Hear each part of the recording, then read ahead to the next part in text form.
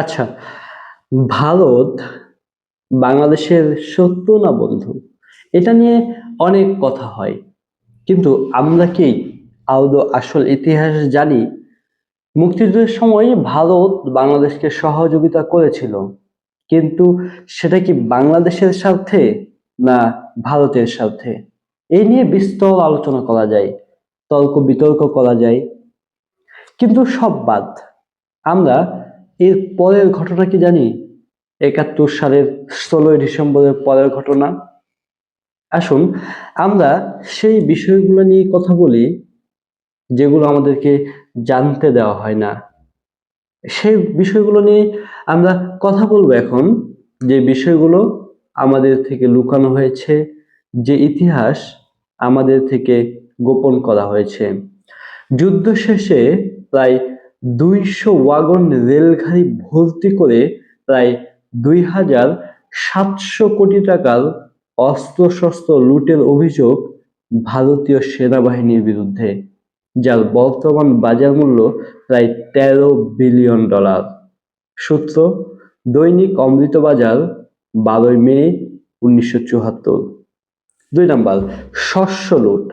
ধান, চাল, গম প্রায় ৭০ থেকে ৮০ লাখ টন, গড়ে ১০০ টাকা ধরে প্রায় ২,১৬০ কোটি টাকা, যার বর্তমান বাজার মূল্য প্রায় $১০ বিলিয়ন।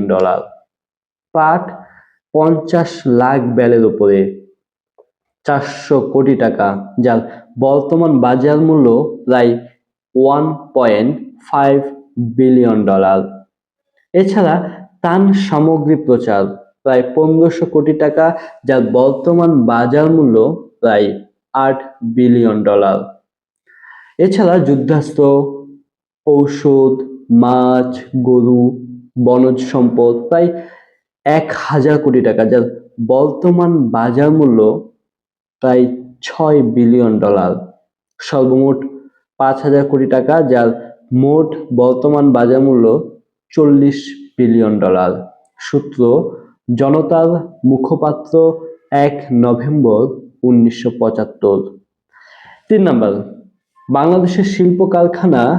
এই বাংলাদেশের শিল্প কারখানা থেকে যন্ত্রাংশ চুরি করে আগরতলায় ৫টি নতুন পাটকল স্থাপন করা হয়। সূত্র: আখতারুল আলম, দুঃশাসনের ১৩৩৮ রজনী, পৃষ্ঠা ১১৫-১১৬। ৪ নাম্বার, যুদ্ধের পর সীমান্তের প্রায় ১০ মাইল এলাকা ট্রেডের জন্য উন্মুক্ত ঘোষণা। এর ফলে চোরাচালানের মুক্ত এলাকা গড়ে ওঠে, পাচার হয়ে যায় দেশের সম্পদ। সূত্র: আবুল মনসুর আহমদ, আমার দেখা রাজনীতির ৫০ বছর, পৃষ্ঠা ৪৯৮। ৫. ভারতে বাংলাদেশি জাল টাকা ছেপে এদেশে ছেড়ে দেওয়া হতো। অর্থমন্ত্রী তাজউদ্দিন আহমেদ সে সময় বলতে বাধ্য হয়েছিলেন, জাল নোট আমাদের অর্থনীতি ধ্বংস করে দিয়েছে। সূত্র: আব্দুর রহিম আজাদ, ৭১-এর গণহত্যার নায়ক কে, পৃষ্ঠা ৫২। ৬ নাম্বার, আমাদের চোখের সামনে চাল, পাট পাচার হয়ে গেছে সীমান্তের ওপারে, আর বাংলার অসহায় মানুষ ভিক্ষার ঝুলি নিয়ে বিশ্বের দ্বারে দ্বারে ঘুরেছে। মেজর অবসরপ্রাপ্ত রফিকুল ইসলাম বীরুত্তম, দুঃশাসনের ১৩৩৮ রজনী, পৃষ্ঠা ১১৯-১২৬। ৭ নাম্বার, ১৯৭১ এর অবাঙালিদের ফেলে দেওয়া সম্পত্তির হরিলুট। সূত্র: এম এ মোহাইমেন, বাংলাদেশের রাজনীতিতে আওয়ামী লীগ, পৃষ্ঠা ১৪-৪৪। ৮ নাম্বার, ফারাক্কা বাঁধের নামে মরুভূমি করার চক্রান্ত। টাকা বিনিময়ের নামে জাল নোট ছড়ানো, বর্ডার বাণিজ্যের নামে ভারতের বস্তা পচা মালের বাজার সৃষ্টি। সূত্র: আখতারুল আলম, দুঃশাসনের ১৩৩৮ রজনী, পৃষ্ঠা ১১৫-১১৬। ৯ নাম্বার, জয়দেবপুর অর্ডিন্যান্স ফ্যাক্টরি থেকে অস্ত্র নির্মাণের কোটি কোটি টাকার যন্ত্রপাতি ভারতে স্থানান্তরিত। অলি আহাদ, জাতীয় রাজনীতি ১৯৪৫ থেকে, পৃষ্ঠা পৃষ্ঠা হচ্ছে 528 থেকে 531।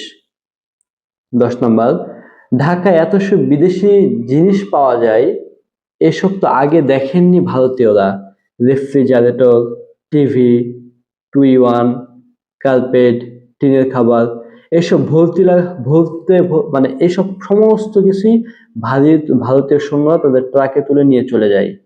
সুনীল গঙ্গোপাধ্যায়, পূর্ব পশ্চিম, পৃষ্ঠা 923। এই তথ্যগুলো মোটামুটি আমাদের সকলের জানা আছে। ভবিষ্যতে কেউ ভারতের ওই অবদান বললে এই তথ্যগুলো রেফারেন্স সহকারে দেখিয়ে দেবেন। তারপর আবার উল্লেখ করার কারণ খুব চিন্তা হয়। 1971 স্বাধীনতা যুদ্ধের সময় ভারত দ্বারা লুট হওয়া সম্পদ রক্ষা করতে যেয়ে অস্ত্র জমা না দেওয়া মুক্তিযোদ্ধাদের একাংশ বিদ্রোহ করেছিল। দেখতেছিল ভারত এদেশ থেকে মানে অসীম পরিমাণ সম্পদ লুট করতেছে। এটা দেখে ওই সময় যে সকল মুক্তিযোদ্ধারা অস্ত্র জমা দেননি তারা বিদ্রোহ করে বসেন এবং সেই সময় প্রায় 30,000 মুক্তিযোদ্ধা নিহত হন বা গুম হয়েছিলেন। এগুলো কারা করছিল? এখন স্বাধীনতা তথা পুরো দেশটাই লুট করতে যাচ্ছে তারা। আর কত রক্ত ঝরবে? 71-এ রক্ত দিলাম, একের পর এক গণ অভ্যুত্থান। এই দেশটা যেন বিদ্রোহের নগরী। এই দেশে কখনো শান্তি আসে না। এই দেশের সম্পদ, এ দেশের প্রাচুর্যতা সারা বিশ্বকে বড় করেছে। সারা বিশ্ব ধনী হয়েছে এই দেশের প্রাচুর্যতা দিয়ে। ব্রিটিশরা এদেশের সম্পদ চুরি করেছে, এরপর ভারতরা এদেশের সম্পদ চুরি করেছে। এভাবেই এই দেশটাকে পঙ্গু বানিয়ে দিয়ে গেছে ভারতীয়রা।